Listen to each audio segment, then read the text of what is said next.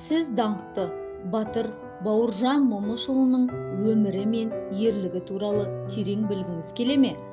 Онда Волоколамск тас жолы атты кітапты оқып шығыңыз. Бұл шығарманың авторы Александр Бек. Қаһармандық рухта жазылған шығарманың жанры роман-диалог. Сондықтан оқуға жеңіл әрі қызықты оқиғалар сізді алға жетелеп отырады.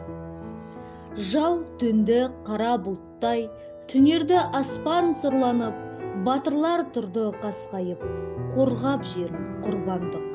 Волоколамск тас жолы, қанмен жазған тарихы, Бауыржан бастап әскерін, қаймықпады намысы. Оқ жауды жаңбыр секілді, кеудеде жалын от жүрек, бір қадамда шегінбей, тұрды олар бекініп. Бұл жол ерлік жолы боп, қалды елдің есінде, ұмытпайық сол күнді батырлардың есімін. Кітап Ұлы Отан соғысының 1943-1944 жылдары жеке кітап болып жарыққа шықты.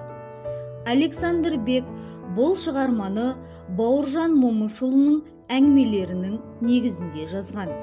Кейін Момышұлы Волоколамск тас жолы шығармасының кейбір жерлерімен келіспей, өз нұсқасын Знамя Москва деп жазған. Бұл шығармада Ұлы Отан соғысының даңқты қаһарманы гвардия полковнигі Бауыржан Момышұлының азаматтық ерлік тұлғасы мүсінделеді.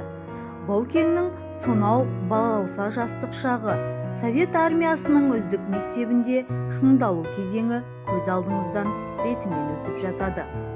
Автор Бауыржан Момышұлының Ұлы Отан соғысының отты жылдарынан бастап бүгінге дейінгі өмір жолын шынайы фактілер аясында қызықты баяндайды.